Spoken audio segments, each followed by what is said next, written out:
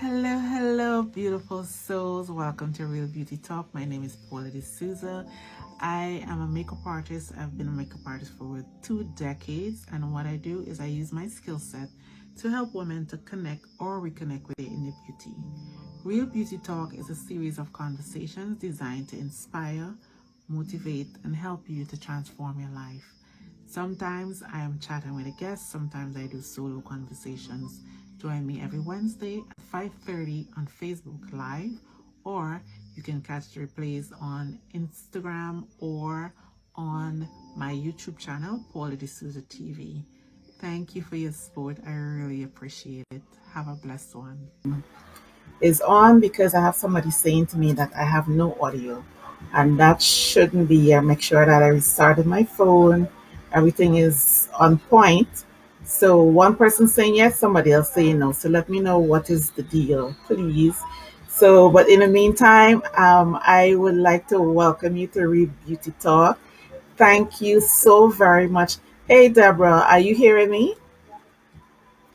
Someone had said earlier that they had, oh, great. So the audio is fine. I appreciate it so much. Thank you so much for having my back. So, hello, beautiful souls. Happy Wednesday. I hope you guys are doing amazingly well and you're having a great week.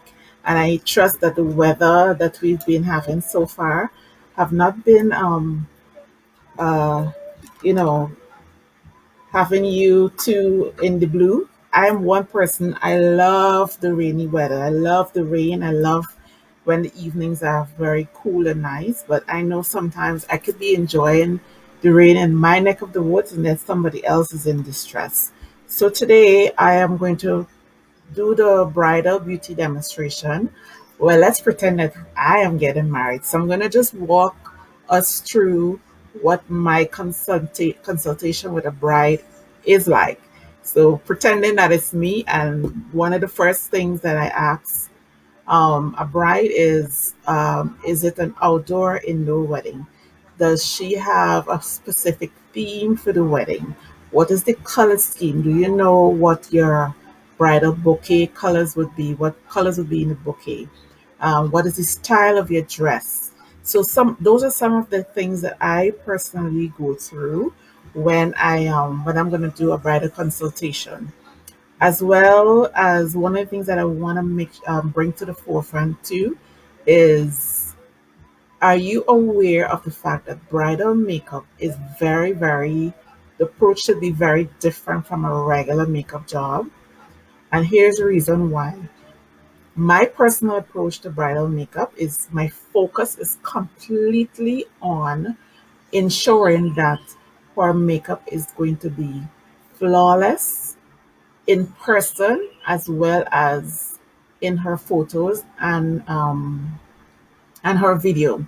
So that's where my main focus is on. So the time that I will spend doing a bride is not the same amount of time that I will spend doing like a guest who's going to the wedding, for example.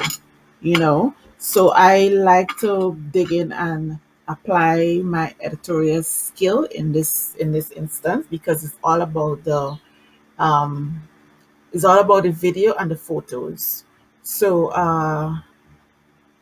I am going to also talk a little bit about why it's important for you to not get all caught up in trendy looks for bridal makeup. It's not that you can't incorporate it, but um, personally, I believe that when a bride looks back at her photos should be very timeless. So my approach to bridal makeup is very classic.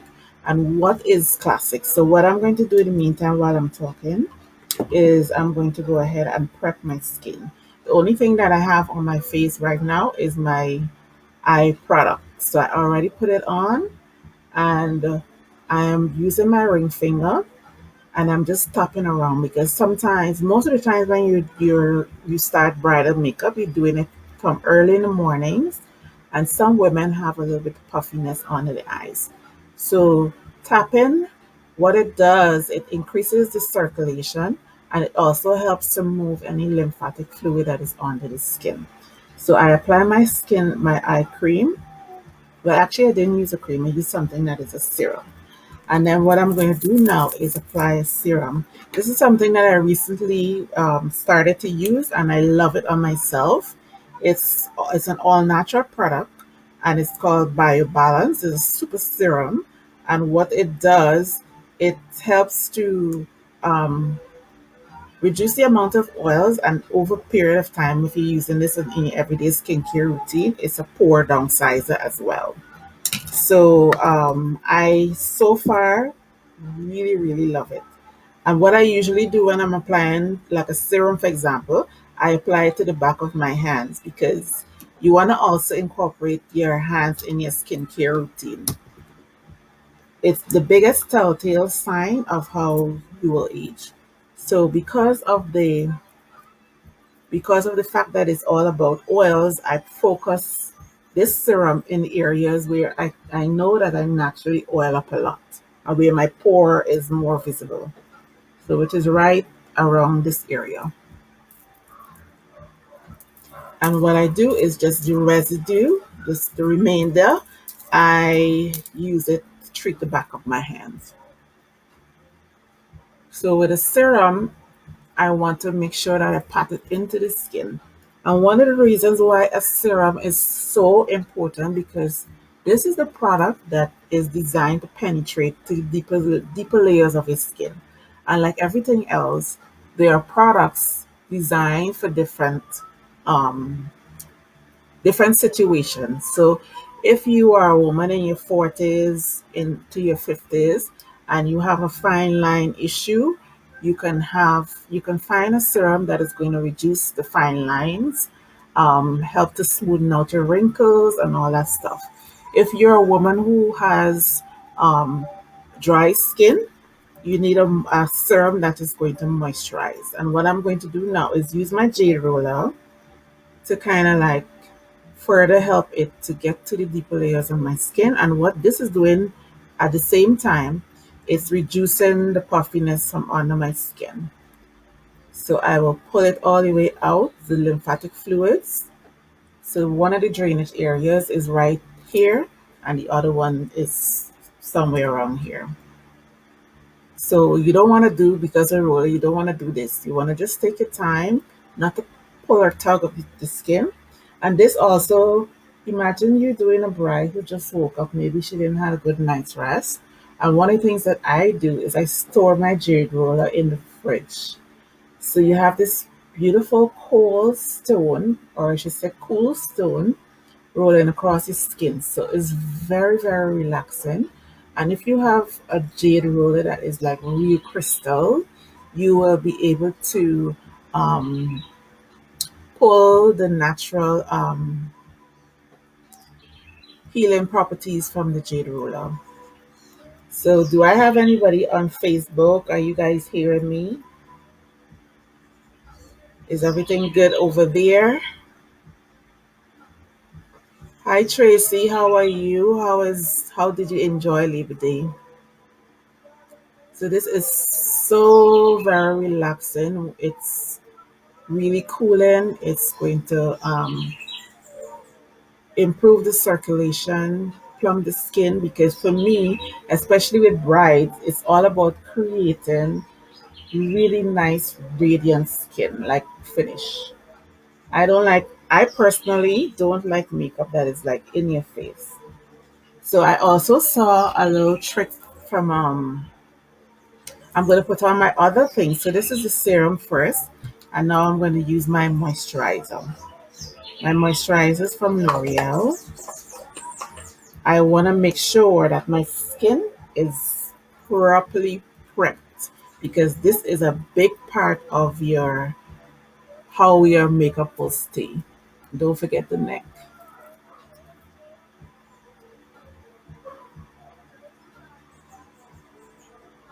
I had a training with a Clarins rep, and Clarins is one of their serum, the double serum, is one of the most amazing products I've ever used. And one of the things that she says is the rep at a time. When you're using your product, they recommend that you press it into the skin. But what I am doing is like I saw this, I think it's a Chinese woman You have your natural laugh line here, right? And like I said, sometimes your skin look a little puffy, like around your eyes or even in this area. A good trick to do is massages that go. Don't do it without adding product though. So this really does help to kind of reduce that whole puffiness that is around that area. So you go in and you give yourself a good massage and you pull it down. I am always all about skin. This feels like super, super, super relaxing. And I would also recommend you do this at the end of your day because when you come home from work, especially as a woman, if you're working at the computer all day, you develop a lot of stress and it's held in your face. And that's why a lot of you have um, lines in your forehead from frowning and you don't relax it. So that's one of the things that J Roller does too. So I am soon to be 53 and I'm so grateful that I don't have any battles with deep lines in my skin. And moisturizing is a big reason for that. All right. So serum, moisturizer, and I'm going to put one more thing, which is I could actually put two more things, but for now I'm just going to put one more. And this is the face canvas from Sasha. They gave me this little gift, and I think I really like it because I personally love skin that is naturally radiant. And what this does, it gives the skin a nice smooth finish without making it look matte and dry and boring.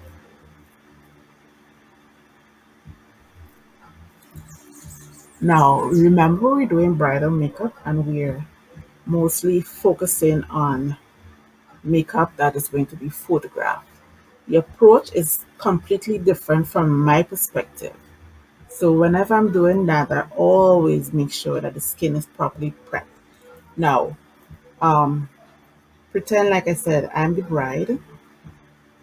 My wedding is an outdoor wedding. I picture like a sunset evening. The backdrop is the ocean. Can you picture that? So while I'm exchanging my vows, it's just around the time of sunset. So I want my skin to reflect that whole natural dewy vibe. And you don't want your skin to be bored and matte and you're on the beach.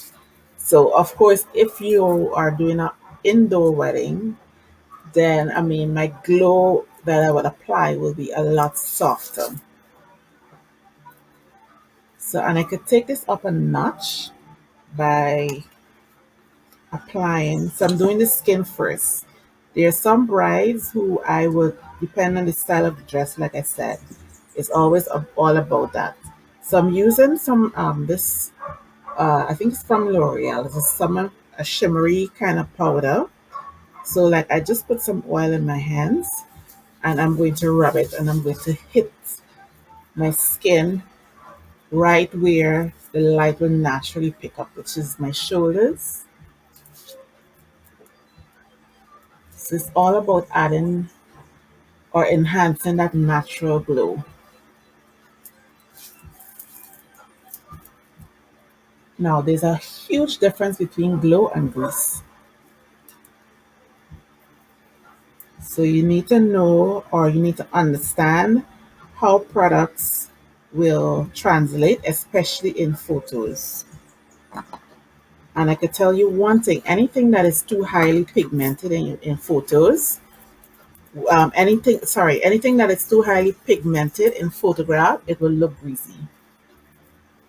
So you have to be very aware of that. So now I create my beach glow skin. I'm going to go up to my face, right? And just the residue from what's on my hands, I'm going to hit my cheekbone area.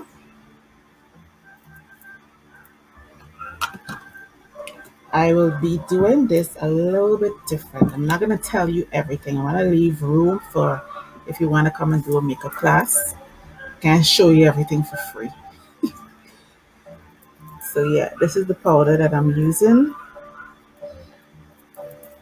So you can use powders or you can use cream, but because of the way how I prep my skin, I am going to use powders and I'm using it first because I want to create that glow like it's coming from inside of the skin. So you remember this is the whole approach to bridal beauty. And we're making sure that we're doing makeup for um, mainly with photography and video in mind. So if you're using, like I said, if you're using products that is too highly pigmented in your photos and video, it will definitely show up as greasy. If you don't believe me, just try it for yourself. So great, that's it. So, and here comes the magic. I'm not going to wipe off my hands because I want to keep everything as is. So if there are any questions about anything that I'm doing so far that you're curious about, just pop into the comment section every now and then. I will take a break and I will hi Whitney, how you doing? Hi Gloria, hi Elba, how you guys doing? Yes, hey Deborah. Yeah. So what I'm going in right now is with my full coverage cream foundation from Black Up. I love the pigment on this product. So I am hitting here first with that.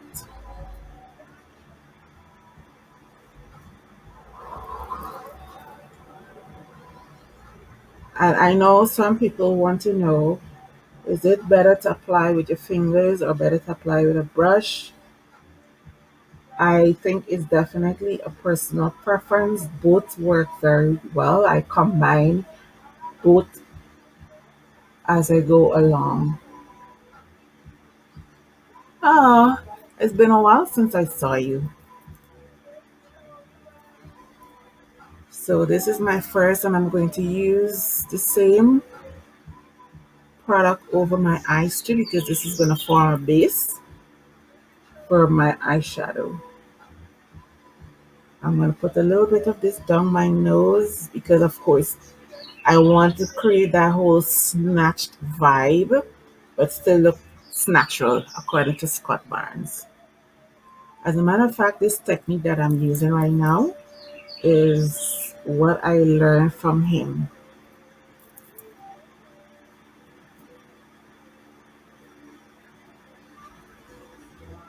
Great. So, any questions so far? How you guys doing on Facebook and Instagram? This is my bridal beauty approach. I am creating flawless skin. This is the first step. Creating flawless skin. Creating using my correction technique as well to create the illusion of perfection. That when I talk about corrective makeup, what it has to do with is enhancing the natural features of the face. I'm not interested in changing you to the point where your people don't recognize you. You should look like a nicer, enhanced version of yourself. Hey Heather, how are you?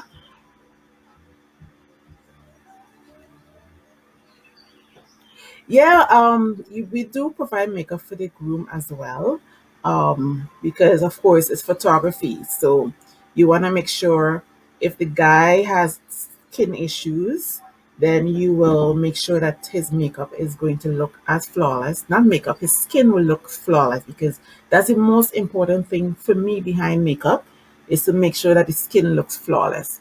So what I'm going to do right now this is contouring, aka correction, because I have this little chubbiness like right here.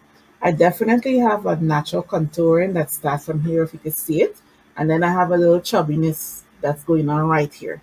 So I'm using a product, a color, sorry, which is another um, full coverage foundation that's a little bit deeper, like maybe about 2 or 3 shades deeper than my skin tone.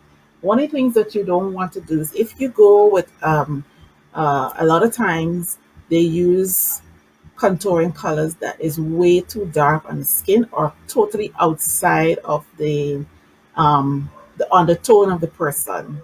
And what end up happening is it end up looking like mud. It looks very unnatural, especially in photos. I want to come under my jawline, my jawbone, sorry. So this technique that I'm using right now is to make sure that everything looks very natural in my photos.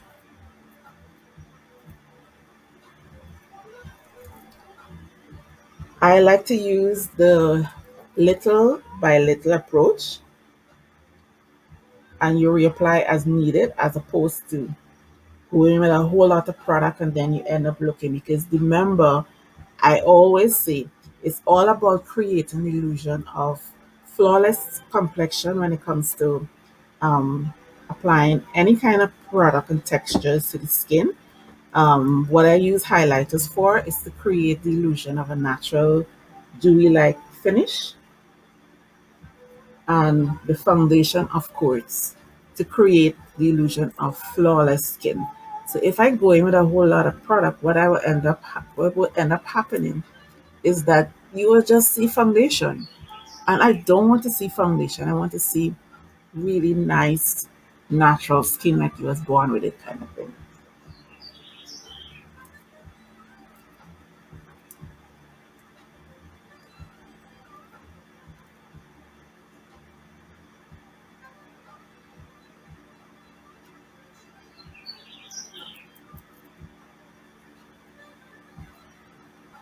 So one thing that I need to ensure that you note is you remember my facial shape is completely different from yours. And the issues that I will be addressing on my face will be totally different for you if I was doing you. So this technique is something you can't just, I shouldn't say you can't. If you want to, you could try it. But it's not something that will work for you if you don't understand exactly what I am doing.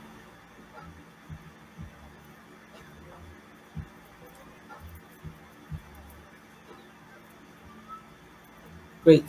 So I am now going to go in with another texture of foundation in different areas of my face.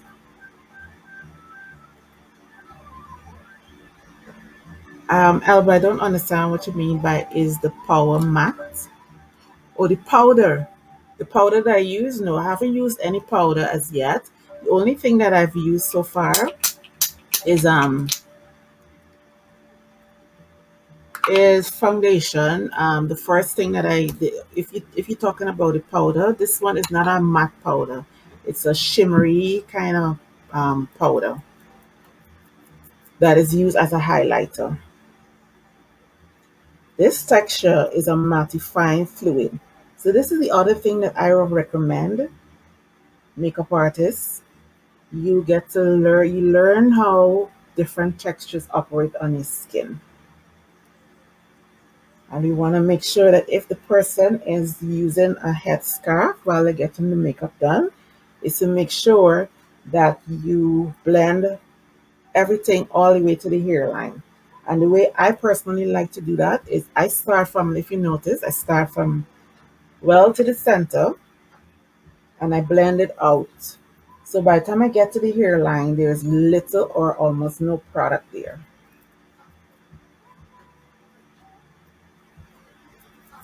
And then I use my beauty blender to kind of buff away the excess. I will invite you, if you use that beaten technique that most social media makeup artists use, or you learn to use, I would recommend that you start trying different techniques of application for your foundation, because you would never be able to get like a skin like finish using that beaten technique, because for the most part, you're using way too much product.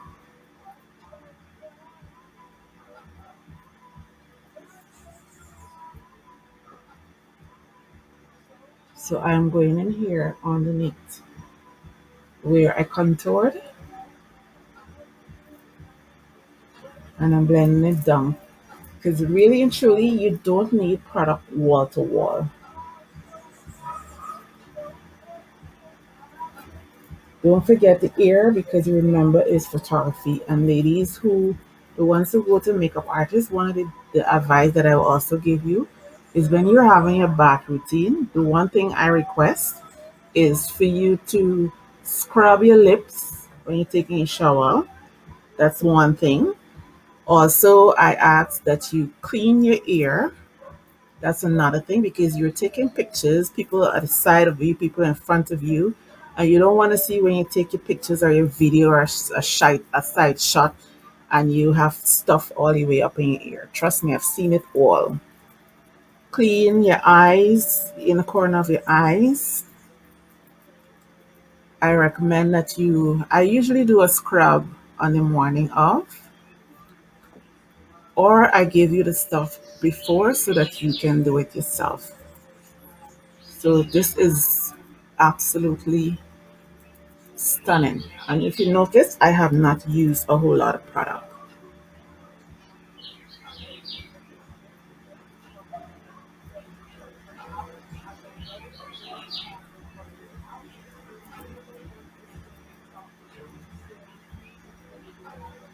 Yes, clean your eyes, the inner corner of your eyes, and clean your ear.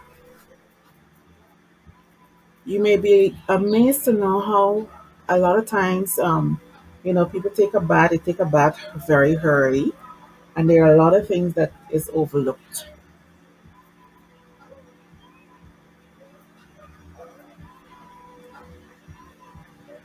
Right. So I want to do one last thing, which is there's a product from Black Up, and understanding how different textures operate is plays such an important role in what you do.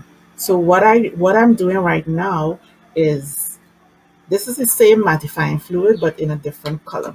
So I'm using two shades, and I'm going in with the lighter one, like just where I did the first thing. So what this will do, because this particular texture foundation does two things. It helps to absorb the natural oils in your skin. So if you have oily skin, I use the mattifying fluid texture in the areas where your skin is oily. And one of the things I noticed about this product that made me fall in love with it, this particular texture, is that the longer you wear it, the better it looks. The more you sweat, the better it looks. Trust me when I tell you, it works like a charm. I can't go in and tell you why, because it will be very personal. I know you like that yet. But one of these days I'll share the story as to why. Maybe I will. Let's see how I feel. But makeup is amazing, and understanding its textures is absolutely important. So what I usually do when I want to learn about a new product on the market, I will I would first use it on myself, observe it, and of course my skin and somebody else's skin is totally different, right? But it still gives me a very good idea as to how the product operates. So, and I make sure that I'm doing around my lip line too. I want to remind you, for those of you who just joining me, I have no clue what the hell is going on here. I am doing bridal beauty on myself. Most likely, if I'm getting married, I shouldn't say if I decide to get married, I most likely would be doing my own makeup. So, Let me see. Thank you. Thank you so much. Yes. So, any questions that you guys want to answer, ask me before. So, I am all about skin. I want to make sure that when you look at me or you look at my brides, the first thing you see is not product. I want you to see skin. So, that's one of the reasons why when I do a bridal consultation, I like brides to call me months in advance because I want to recommend that you start a skincare routine that is complementary for your skin type because I know on the day of I know what I want to work with. When you have naturally good skin or say decent skin to work with, two things happen. Your makeup lasts you way longer. It looks more natural and you also photograph even better. So what I'm going to do next is going with my powders. And I'm using my contouring palette powder from Black Up. I am not a big fan of baking, especially around the eyes. And one of the reasons that I am not a fan of baking around the eyes, um, especially on mature women, what happens is if you're not using the right shade of product, you will end up with a lot of flashback in photography. And when the makeup start getting stale, it really don't look as good in your photos. Remember, this is not for the naked eye. So there are two things that's going on here. One of the powders that I'm using is matte, and the other one have a soft, shimmery glow in it.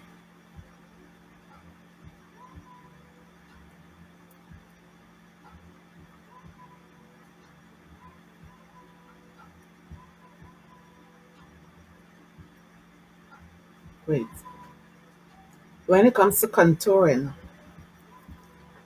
believe it or not, you will get a much more natural finish if you choose products or shades or tones that is like very close to your natural undertone. So you see how I'm hitting that? It's just a few tones deeper than my skin tone. So this way it looks so much more natural.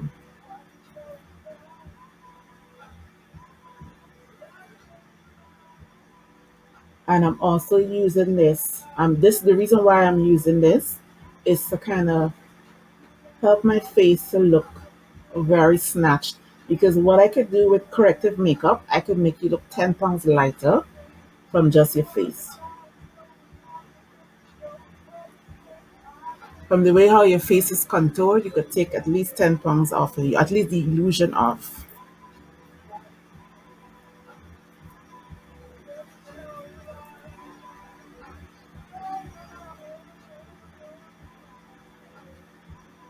There are real makeup artists who roll into town from time to time, and you will get really good guidance from them if you understand that there's a huge difference between beauty influencers who have 10 million followers on Instagram and a real working makeup artist who is experienced. Like, for example, a few years ago, as a matter of fact, it was a few years ago indeed, because we are in 2021, I think. When she came to Trinidad, it's 2019. Her name is Marietta Carter Narcisse. I hope I didn't butcher the name.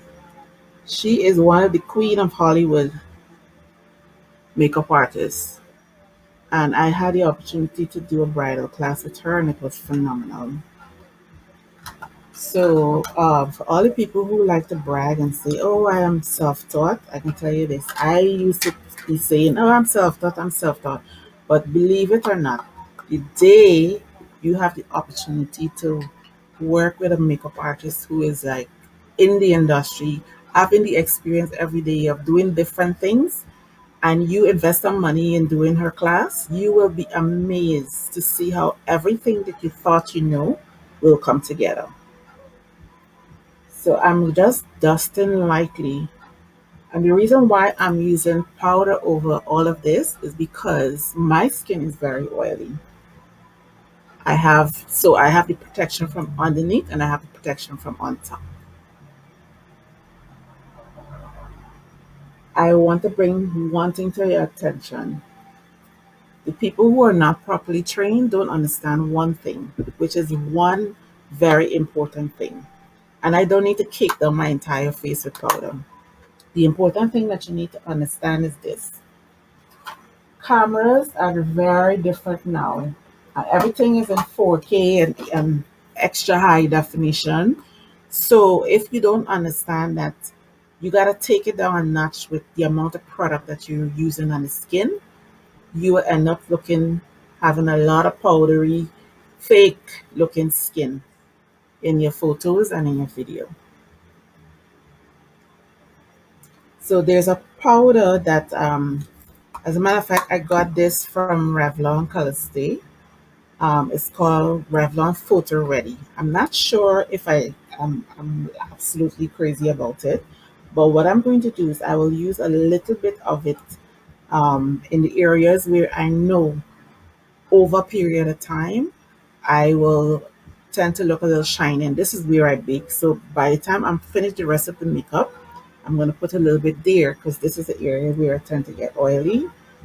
Nose, pass it through the eyebrow.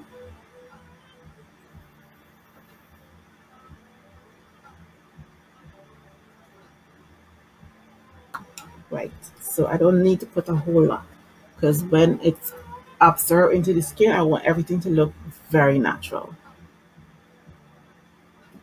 So it's all about skin for me. Skin and radiance. I'm big on that. So this is my one other favorite product. And I'm going to do one other thing. When I am applying anything, whether it's blush, foundation, I look for what is happening naturally, what is coming up naturally in the undertone of the skin, and I try to mimic that. So this particular product that I'm going in with right now is I just want a little hint of like right here.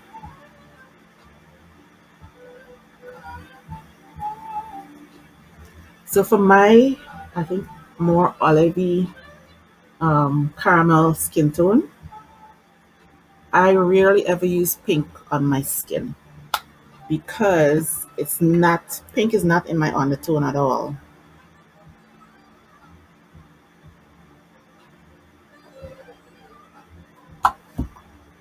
Pinks will look better on people who are of a lighter skin, a more ivory skin tone.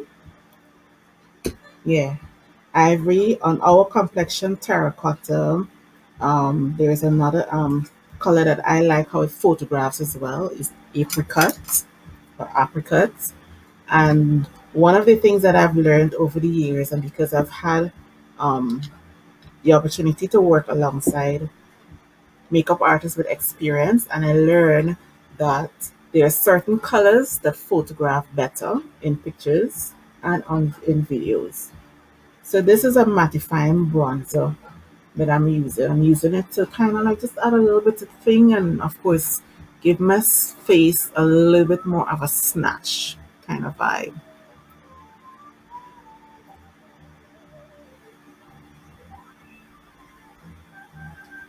Great. And we could never get enough of buffing things out. So remember I told you bridal makeup. The reason why it's more expensive is because there's a lot more detail that goes into creating a bridal look because we're doing makeup for photography.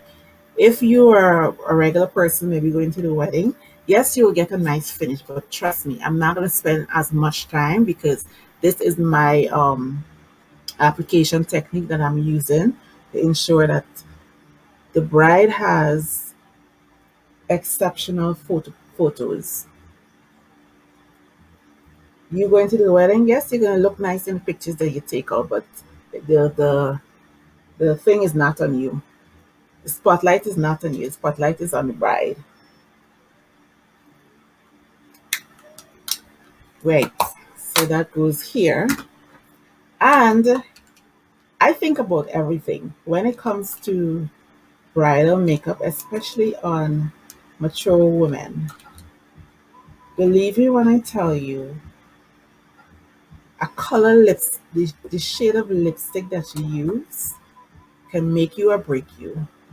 What I mean by that is this: color have a tendency to age you, and most people don't know that. So I'm going to put on my lips, and I will work around the color of my lips. I want a really nice nude lip on myself because I know for a fact that it photographs exceptionally well. And while a nice glossy lip is really nice and bright, it's not, in my opinion, it's not practical. And it's not practical because after you exchange your vows, the first thing you have to do is, oh, you may kiss the bride. And it's kind of like, I don't know how they do it, but I wouldn't want my bride to have to deal with all this glossy product all over her husband. So what I do is I start off with a matte shade, and then maybe for the reception, we can add the gloss over it, right? So you have maybe have two different looks as you go along.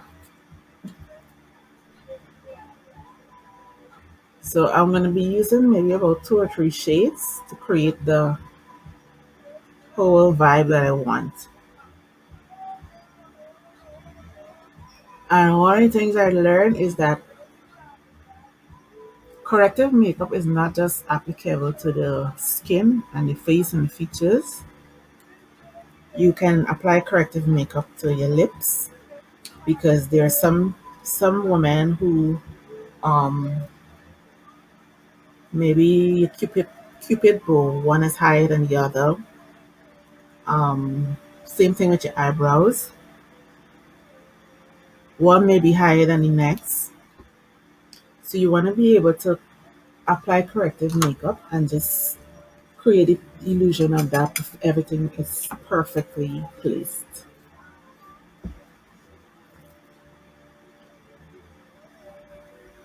All right. So one other thing that I need to grab. So how is it going out there? I am going to stop for a minute to see if I have any questions or any comments or what are your thoughts so far? So I'm pulling this is a really beautiful shade of coral. I custom make all my colors. So when you see me with something, don't bother me to ask me, oh, what to use. Because when I'm working, I'm in a flow. I pull whatever my spirit direct me to pull, and that's where I go. Because it's like everything is there. It's like I see the finished product way before I even start. And so I am automatically directed to what. So what this does, it kind of, I like this whole vibe of like you just suck a lollipop and you just have a little hint of color to the center of your lips. This,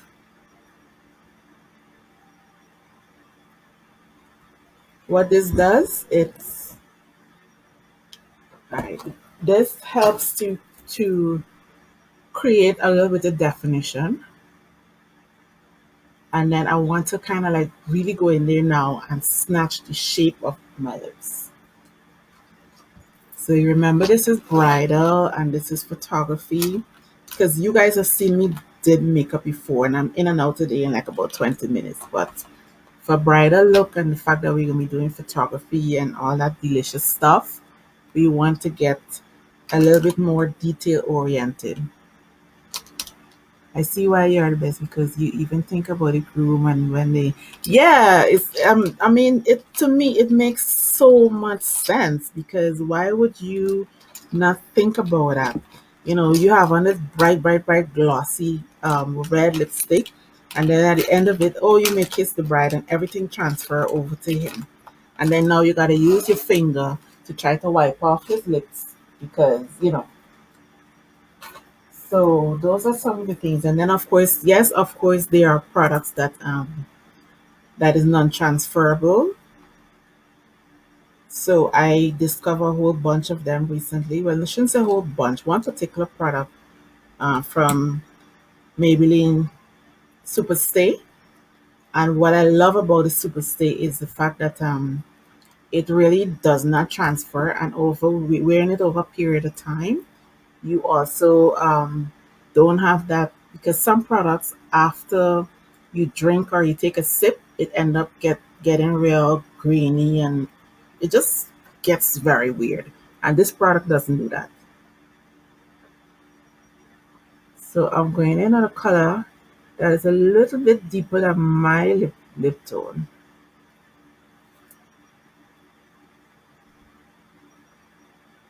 Let me get some more.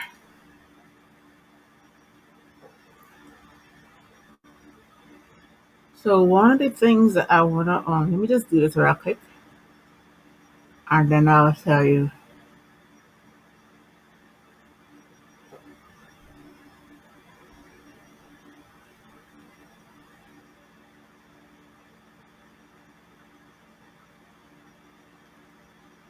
So can you see automatically how the shape of my lips just came alive?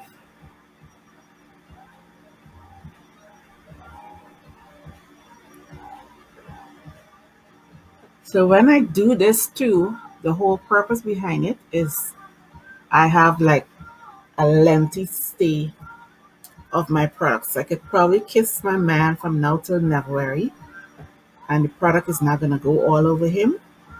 And even if it soften up a little bit more, it will be perfect.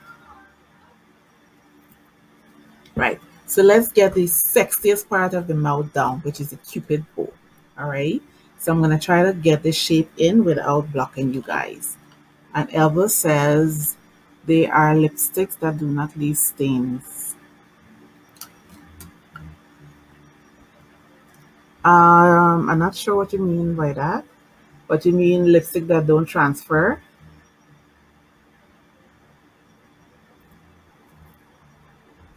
If that's what you mean, yes, there is, because I just talked about the super matte ink thingy.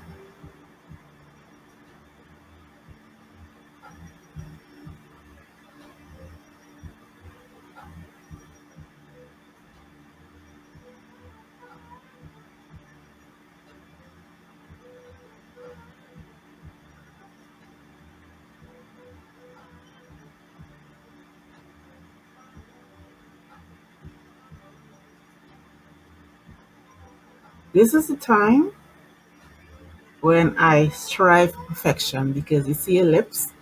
If your lips is not properly done, I literally want to strangle myself if I see somebody smiling and the lipstick is all over the edge.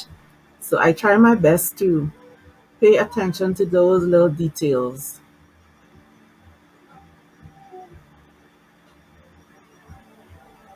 Right.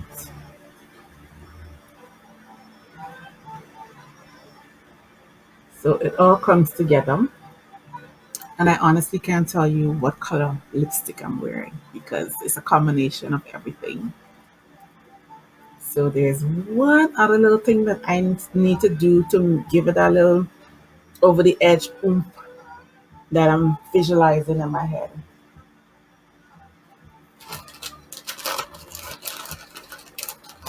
And unfortunately, I don't have a product close by that is not glossy, that is matte.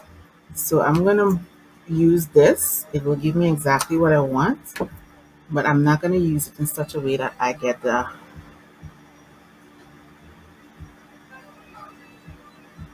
little bit of texture, so my lips look a little bit more alive. And because my skin is all about my skin being nice and radiant, I don't want too much shine on my lips. Right. And every now and then I go back in with my beauty blender to make sure that I just get everything grabbing naturally.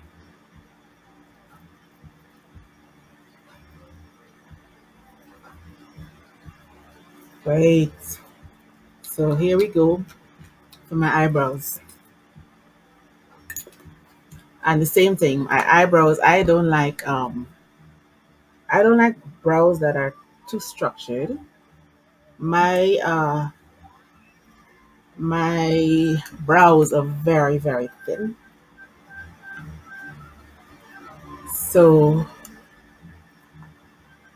I just enhance what is naturally there, because the problem is when you try to create, if you have very thin brows and then you go in with makeup and you try to create this whole big eyebrows, then you don't look like yourself. You don't look like yourself, one, and everything looks very fake. And we want, even though we're using makeup, we want to create the illusion of natural as possible. So here we go with my eyebrows. I use two pencils, two of my favorites. There's NYX, and there is this Maybelline. Is it Maybelline? I think so. I'll tell you in a minute.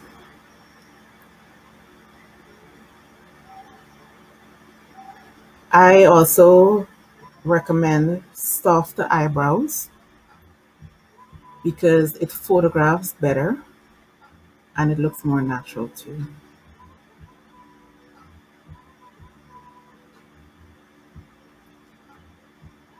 The texture of the product is important here too, especially for people who have oily skin, because if you use something that is too creamy, when your skin starts to produce its own natural oils, you'll have a nice hot oily mess going on.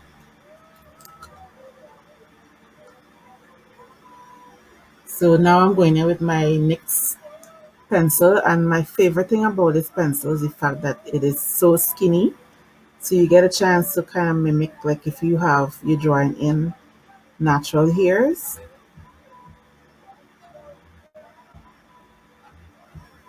So the start of my brows, I like it to kind of line up with the side of my nose. And I'm gonna just flick the pencil up so we create a little bit of, as though I have some fullness going on there. So do you understand now why a bridal trial is more important? It's very important. And I mean, it's not that you can't do a trial, but if I have a regular client and she doesn't have a trial, that's fine because I'm very familiar with her face. And one of the things that I like to do when I have a client who's coming to me on a regular, I love to be able to do different types of transformation on her. So if you do understand makeup, you will know how to create all these different finishes on the same person. And when I say finishes, I don't mean um, making the person not look like themselves. So I can create this. Oh, where is that? Sorry. There's something in particular that I'm looking for. I know it's right here. So maybe I need to put on my glasses. So what's going on the outside? Everybody good? Alrighty. Where are you? Where are you? Where are you? I know you're right here. Anywho, we wouldn't allow that to mess with the vibe because, oh, here it is. When everything is about the same color, everything starts looking the same. Alright. So this is a pencil concealer, and I like this because it's a little bit lighter than my skin tone, but it's not like heavy. So I am gonna just use this, and I particularly demonstrating this because I want you guys to see that the pong up concealer that you put on your brow bone or on your eyes is absolutely not necessary. What it does is gonna cause your eyes to look heavy. So if you think I am lying, I will challenge you to just cut down on the amount of product that you apply and use quarter, because you use so much you can afford to use a quarter of the amount that you're using and still get the result that you want. So you see the difference some brows make? I'm gonna use, because I'm doing because this is particularly for photography, I'm just gonna go in with another shade of brown in some of the areas that I think need a little bit more depth.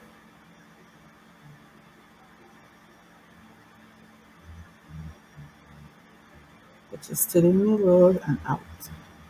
So for the ladies, I mean, this is not for you to do at home. I have done a lot of makeup in the past showing you simple techniques. So don't think that oh my god, I can't do this, this is too much. This is a professional makeup artist demonstrating how to do bridal makeup. And why bridal makeup is more expensive is because of the amount of detail that goes into the application. And the reason for that is because you're not doing makeup for the average person looking at you. The approach to makeup, from my perspective, is always to create perfect photos and to create the whole classic vibe.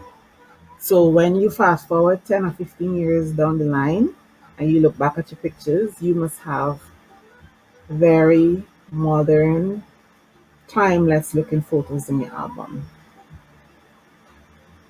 And trust me, that can happen if you are using a pump up product on your face and the kaleidoscope of colors too.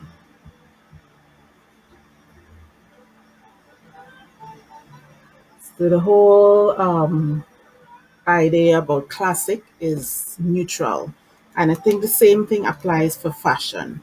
There are certain pieces that are classic. It will never age in your closet. It doesn't matter how long you have it.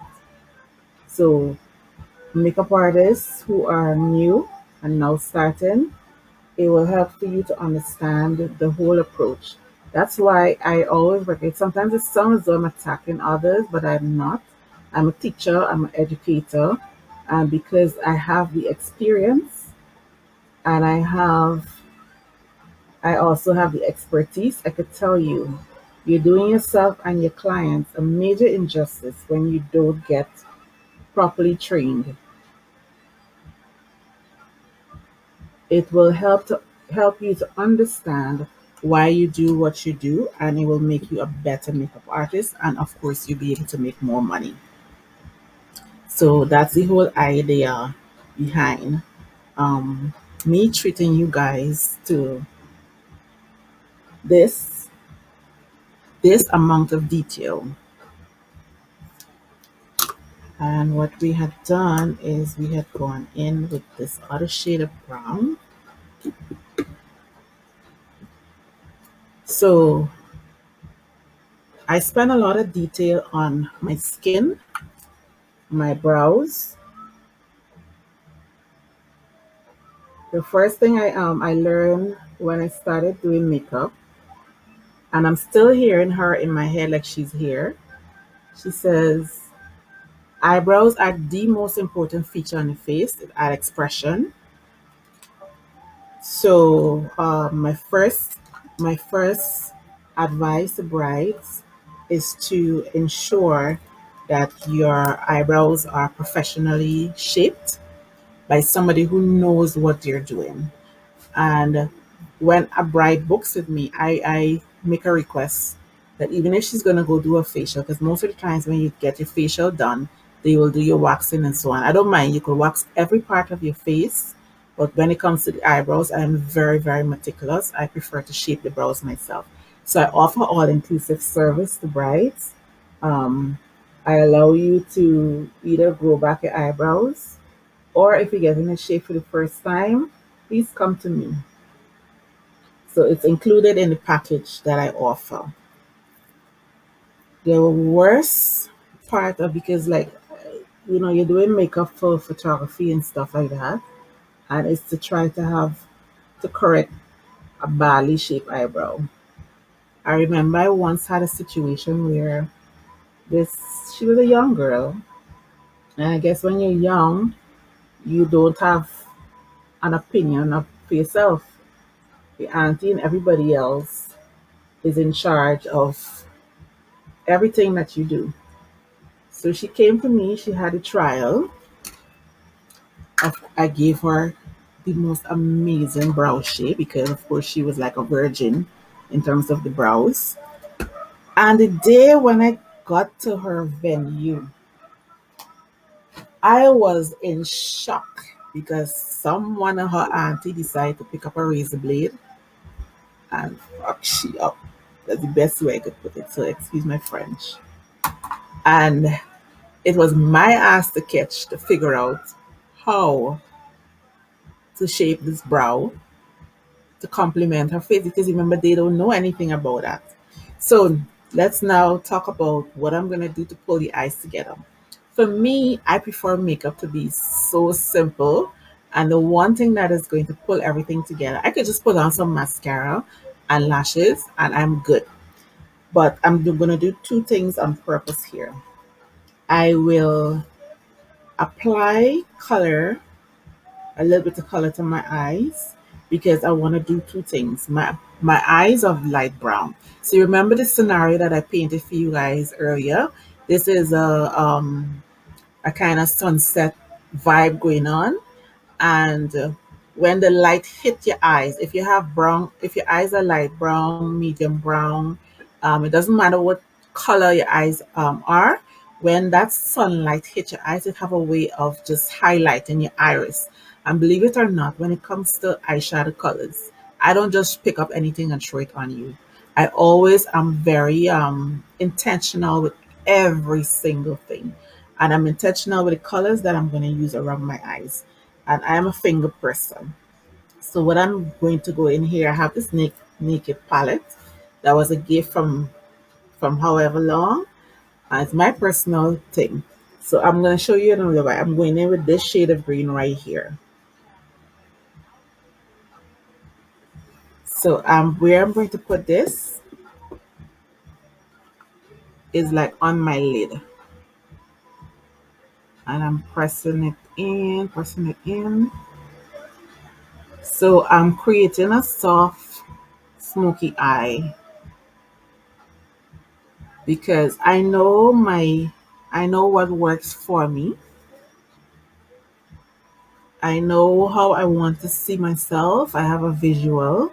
So one of my questions that I ask my brides when I'm doing the consultation is, do you have a vision of how you would like to look on a day?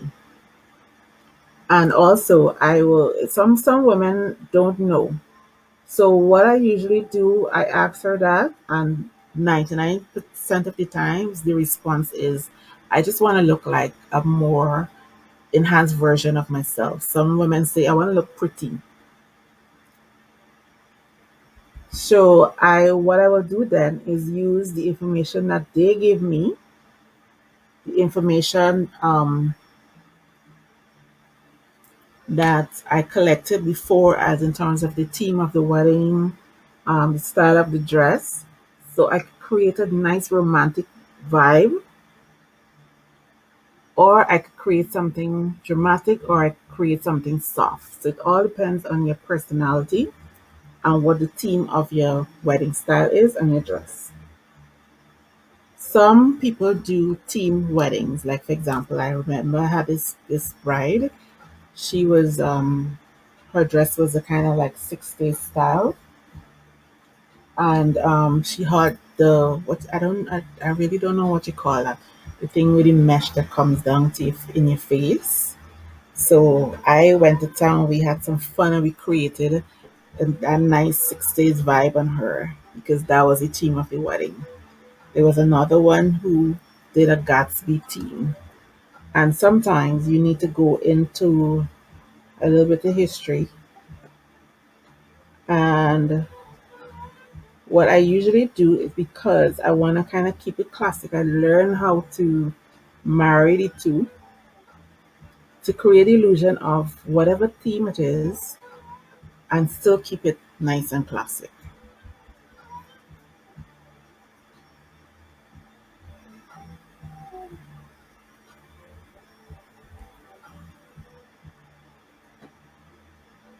So again, for people who just popping on, what I am doing is I'm doing a bridal look with a classic theme in mind. This wedding is happening on a beach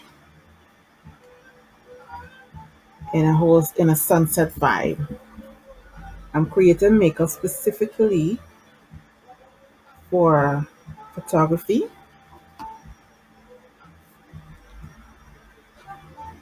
So when it's photographed, it looks exceptionally natural.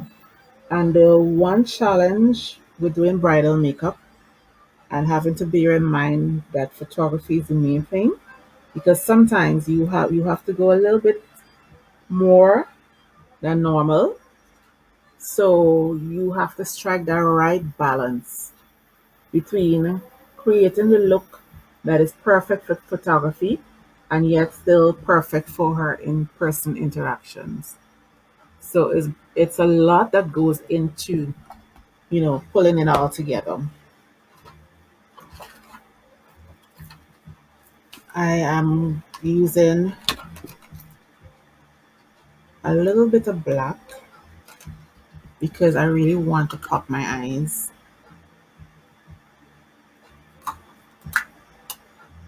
Hey Candace, how are you? How you guys doing? Let me see how much more time I have. Oopsie. So we're over the hour, but I'm pulling it together now.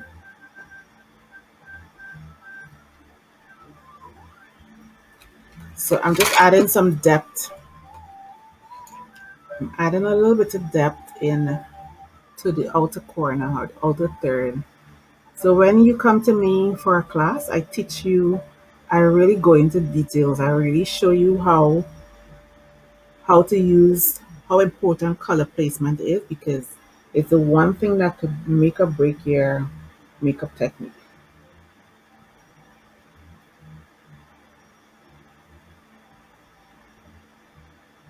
Right.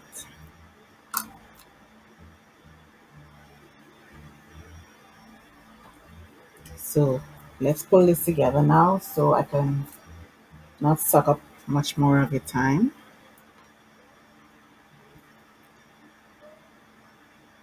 So right over the depth and under my brow bone, I am putting this. It's kind of like a rust brown situation.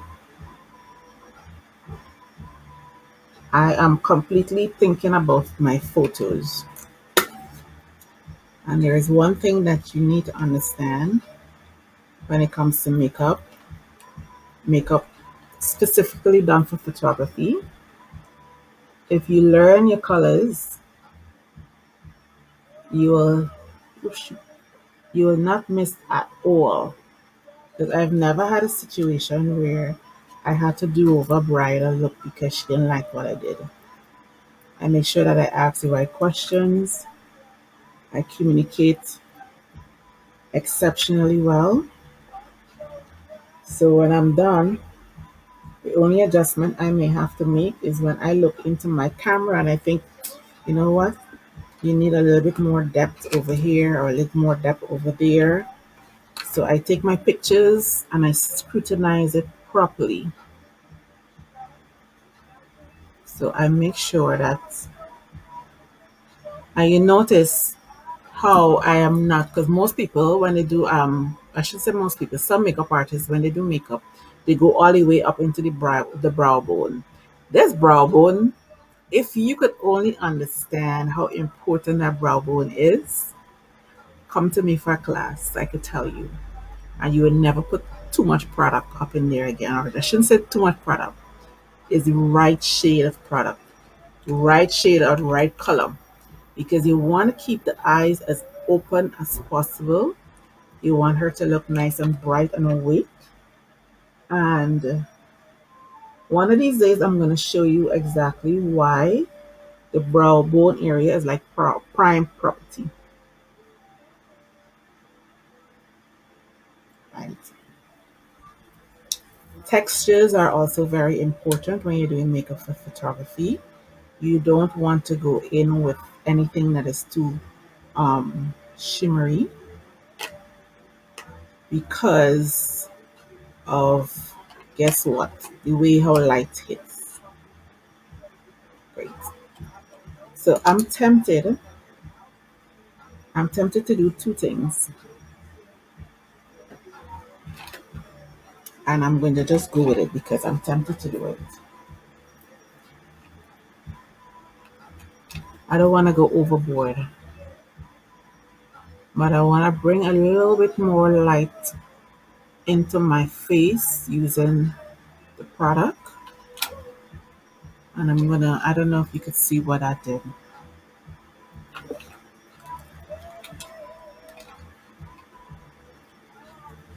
So it's all about how the light bounces, and then it's a sunset kind of vibe.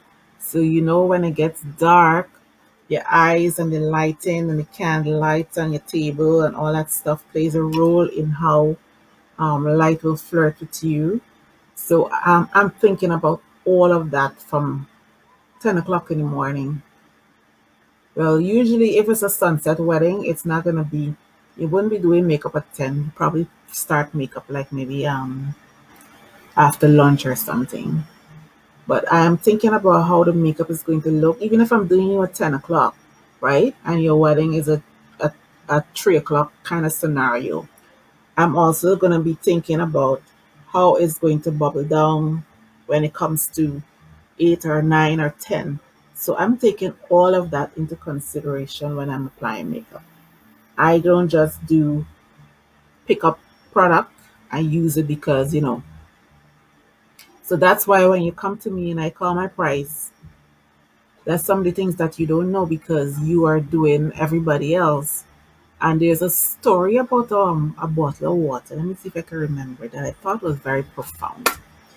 So the person brought it to the attention that a bottle of water you will pay. Sorry, if you go to the supermarket, you will buy a bottle of water for 50 cents, right?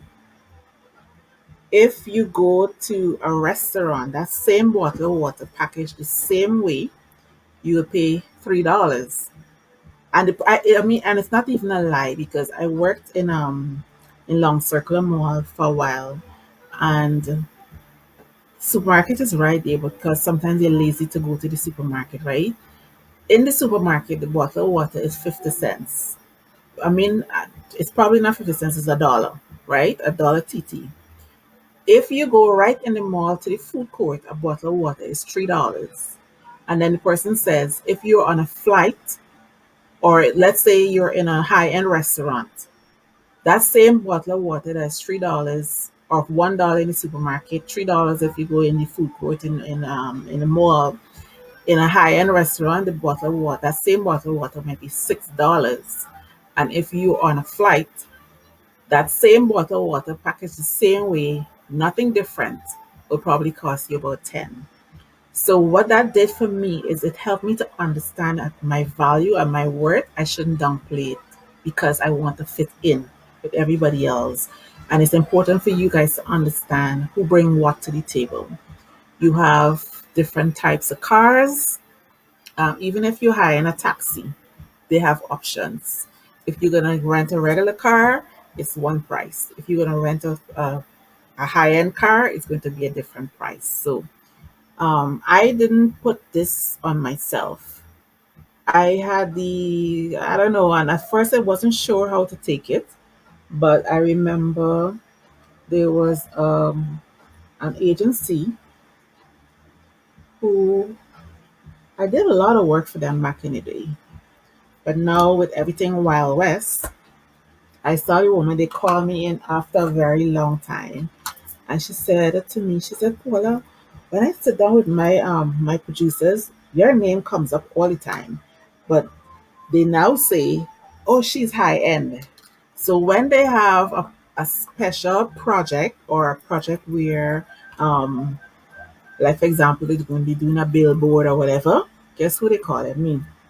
And they're gonna pay my price because they know they're gonna have to worry about the outcome of the product. So that is to tell you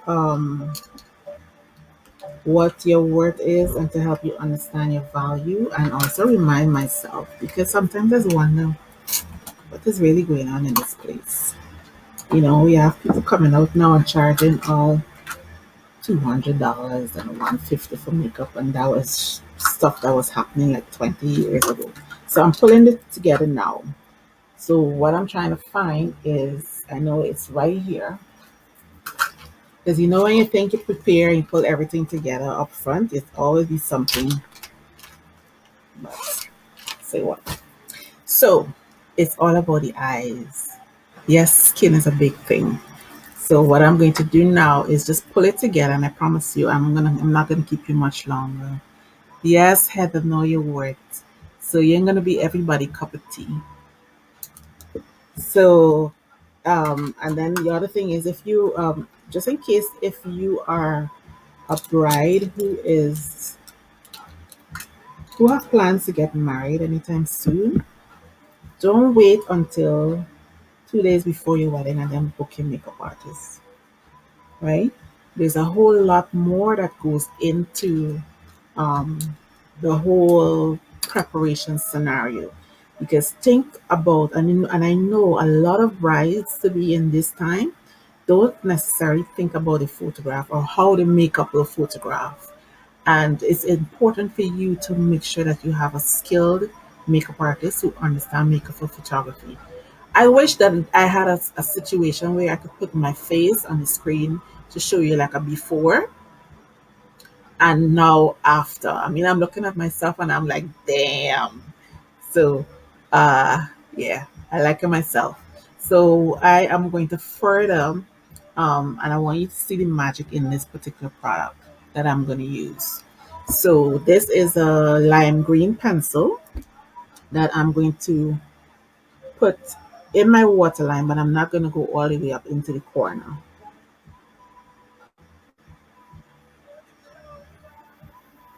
And this have phenomenal results, not just in the picture, but in it for the naked eye.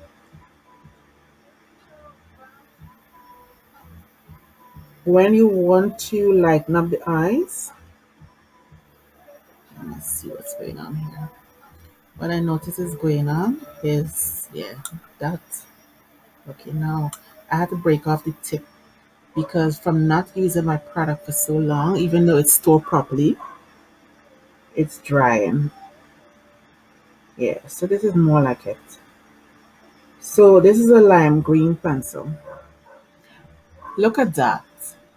Does my eyes look brighter?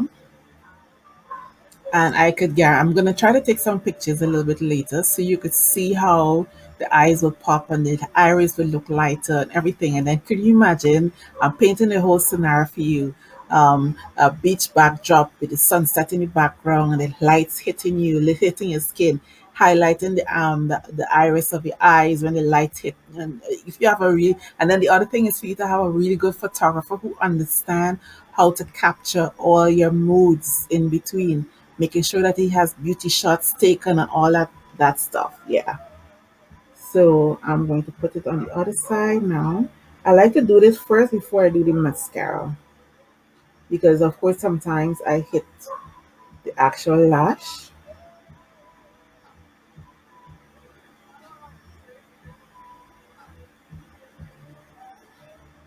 So imagine I'm doing this on myself and I take an hour and change. So much less a bride. So a bride usually takes about an hour and a half.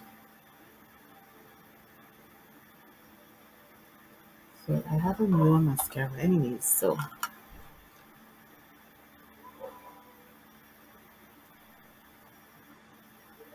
here's a little tip for the women who do their makeup at home. If you are applying your mascara, and for some reason or the other, I have a little too much on this one side. For some reason or the other, you get a little bit of product on your skin. Leave it alone. Totally ignore it. Go ahead and do something else and leave it alone. I guarantee you, in like even if you leave it and go to your brow, by the time you come back, you'll just be able to flick it off with your finger or maybe a Q-tip. All right, so this is where the magic comes in. I personally don't have a lot of eyelashes, so I like to use lashes, and I could do two things.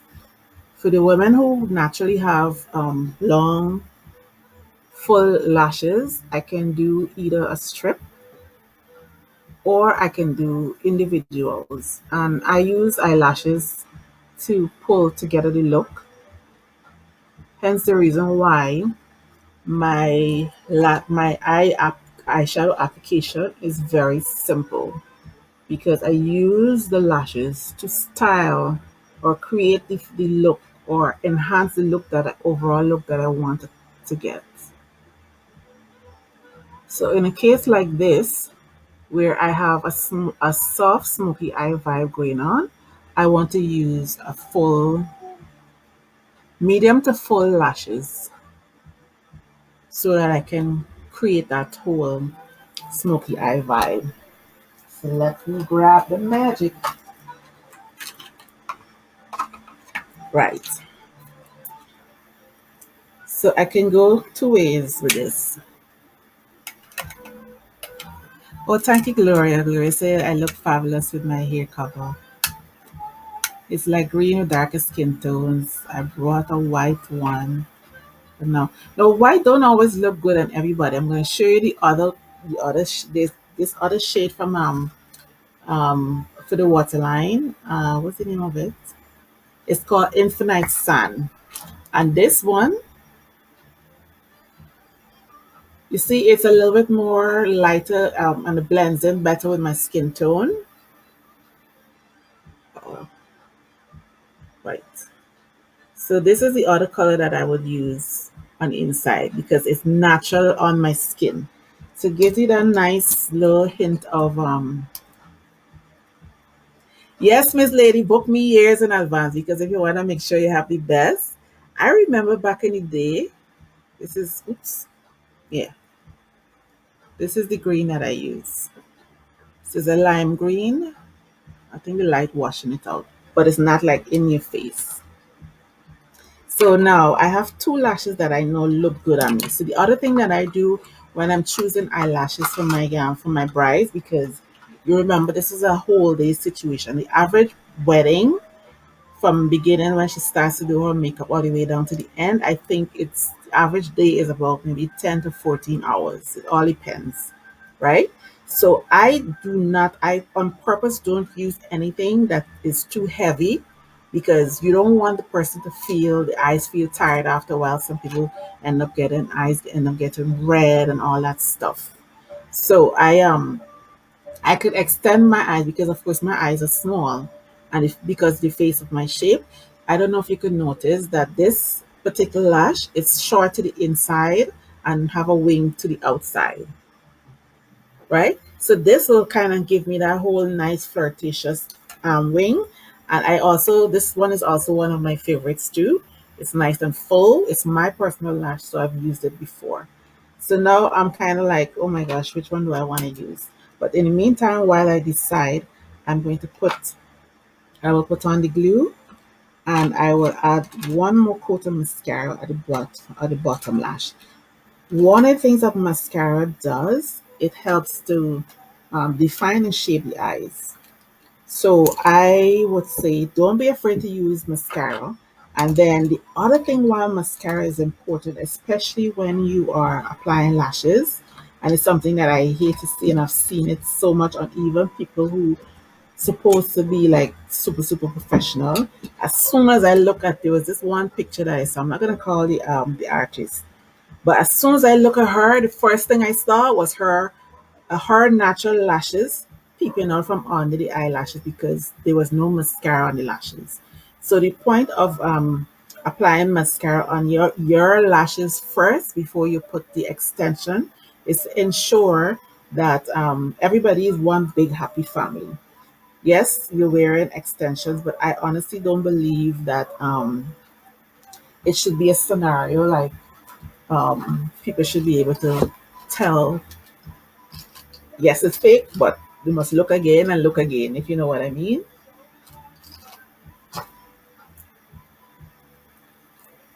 So those are little things that if you learn how to address those details, it will make a huge difference in your artistry. I would also say and believe me, a simple thing as lining the eyes after. I like to use my eyeliners before, unless it's a particular look that I'm gonna go for, where I apply the eyeliner after, because what it does, it messes with the shape of your eyes, and it messes with the whole. If that's not what I want, I don't want you to put eyeliner all over your eyes. I mean, yes, I'm not going anywhere. I'm going to be taking all of this off when I'm done. But I still want to make sure that I have an ample amount on it, because we're talking about makeup that's going to last for the entire day. So I'm going to put on the lashes real quick.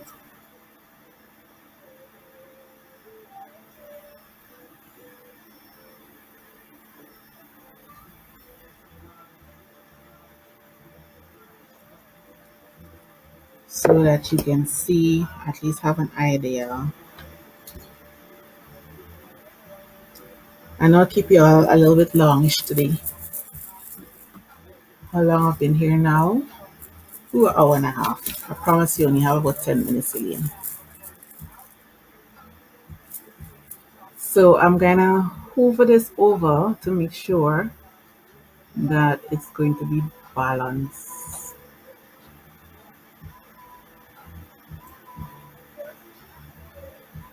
And I want to ensure that we marry it's all the way down to my lash line, because I hate to see that space that some people will have even after getting their face done by a makeup artist. And you look and you see that there's a huge space between the eyelashes and the lash. One of the things that you can do before is I'm going to hold the end a little bit longer just to make sure that it's thing, and then I'm going to do the inside. I'm coming real close to this for you so you could see. So yeah, one of the things that could eliminate that is if you use an eyeshadow, like a black shadow, and kind of smudge along your lash line, close your eyelashes. That will definitely help you to eliminate the space, even if you don't get the lashes right. So, two things: mascaring eyelashes before, and I'm just going to soften down the screen on this one.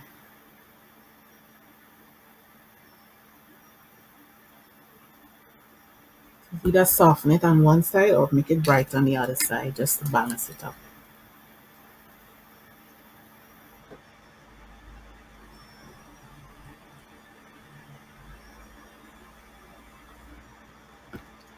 All right, so we're gonna grab the other side. But you see the difference eyelashes is make. Look at that.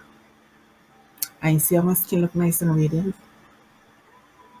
Even my and you notice how my chest, even I didn't put any foundation, but my chest and my face is the same. Oh yes, Gloria, thank you for staying. I appreciate it very much. I know you have to go. But for those of you who's still here, I am finishing up.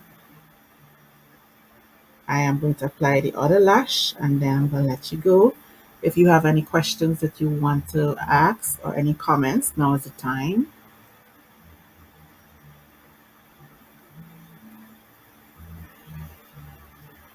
So, yes, my darlings, I hope that you enjoy this. And what I would really love is, I mean, I gave you an hour and a half of like really good information.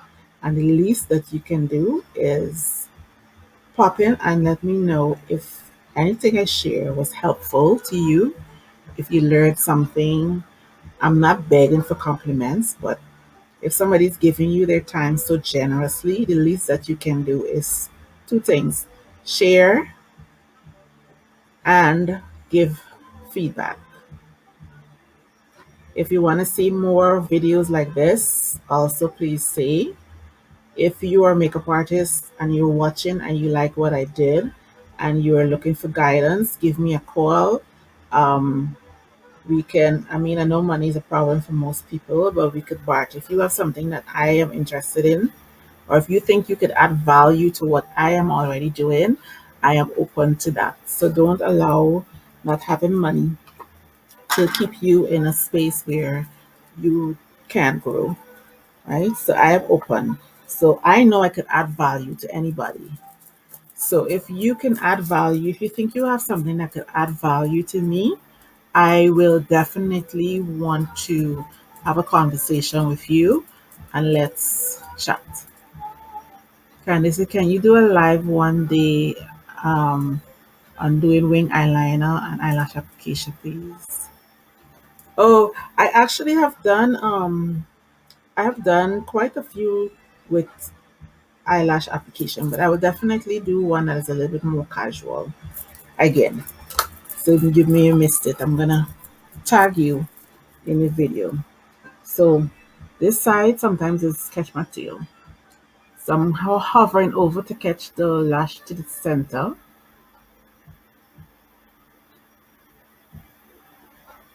And one little tip, if you're using an applicator, make sure that the applicator have no glue in it because it's the one thing that could mess you up. I don't want to pull the lash all the way out to the outer corner because what um, lashes that are too long does, and it hangs over to the edge, it can make your eyes look droopy. So I'm coming in a little bit closer so you can see. Everybody is one happy family. And for those of you who are wearing glasses and is a little bit challenged with eyesight, I recommend that you use a magnifying mirror. Trust me when I tell you it works like a charm. I put on everything from start to finish with a magnifying mirror. I have a big one at the bottom there and the small one when I want to get up close and personal, like applying the eyelashes. I use this. And you remember earlier, I don't know if you could see, but earlier when I was applying the mascara, I got a little flick here. I ignored it, I left it. And I'm just going to use my finger now. I should be using a Q. Well, if you're my client, I'm going to definitely use a Q-tip. So yeah, so that's it.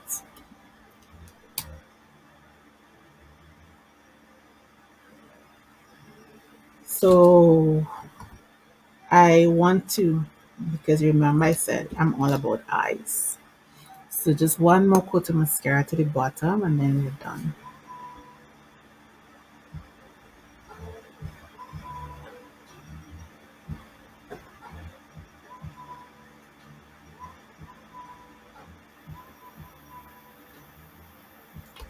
And I'm going to leave it so that you can see how, so I can show you.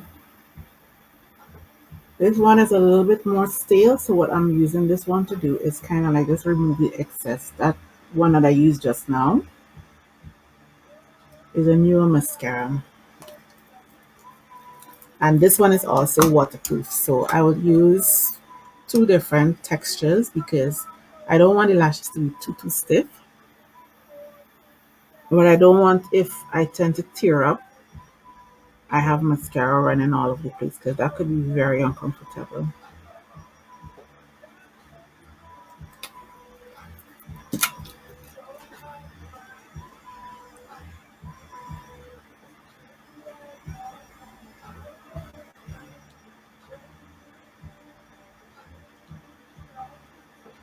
And you see what I told you, like this tailor this product gets, the foundation, because how nice it looks. And I honestly do not need to spray my face because I am using a damp beauty blender, and the damp beauty blender does the trick.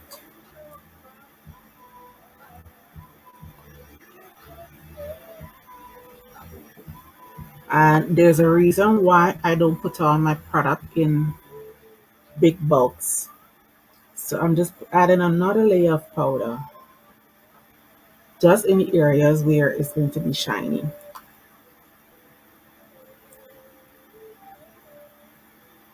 So I always use a little at a time and then add as I need to go along.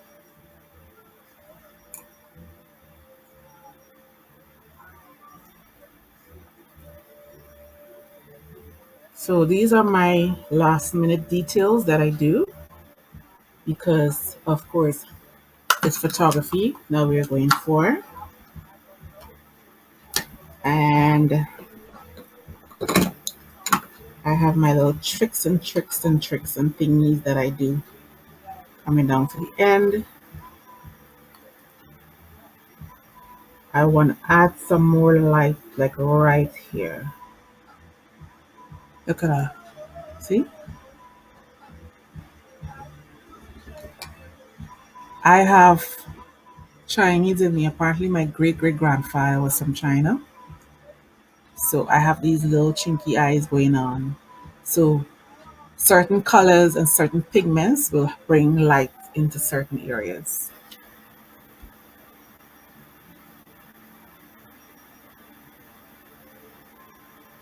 And it's all about blend, blend, blend. I am possibly OCD because you know how many times I see people and I wish that I could just go in there and blend.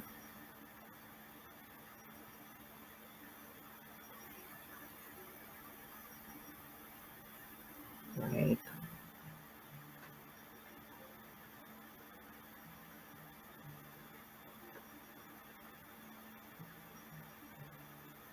Everything that you use should look as though it's a part of your skin. So yeah, this is it. Bridal beauty. So now ask me why I'm not going in with more highlighter here. I don't need it. You know why? Because it's already underneath. And when I take my pictures, it's gonna naturally have that glow.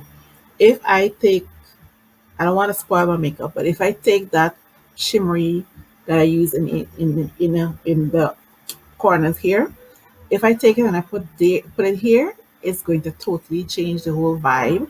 And when I start to get oily, it will end up looking greasy. So I put everything underneath, add my radiance from underneath, and then put my powders on top. So that way I look more natural. My glow is coming from within, and I don't have to worry about how it's going to photograph and how it will look. So I want 43 minutes later, and I know I have to let you guys go. So I am very grateful that you were able to join me. I hope that I added value to what you already know or the questions.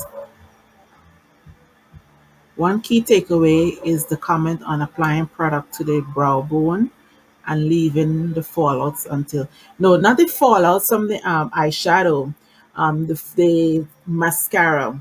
If you have mascara and it flick on the skin, leave it till it dry and then you flick it off. But the way how I use my eyeshadow product, I rarely ever have to clean up fallouts at the bottom underneath here.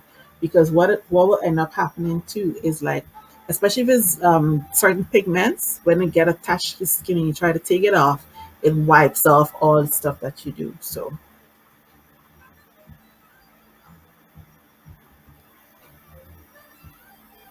and you see how the light bouncing on my skin, right? Everything is beautiful. I feel gorgeous. And I know my pictures are going to be fabulous. And when I walk towards whoever the lucky guy is, he should gasp. And not because, oh my God, who the hell is this woman? He should gasp because, oh my God, she's so absolutely gorgeous, kind of thing. So I love you guys. I wish you the most amazing rest of the week. I appreciate that you were patient. I appreciate your participation. And if you know anyone who is getting married, please recommend me. They say the highest form of flattery is a referral. All right. So you don't have to see lines on my face before you know that I'm contour. Believe me, when the pictures comes out into the in the after the photography is done, pictures come out. Everything that I did intentionally will be shown in pictures. I don't want to see lines in my pictures, so my features will look snatched. My nose will look nice and slim, even though they say I have a big nose. But to me, my nose is perfectly proportioned for my face. So have the most amazing week, guys, and please share, share, share, share. And I will see you next week. All right. Love and blessings. Do this.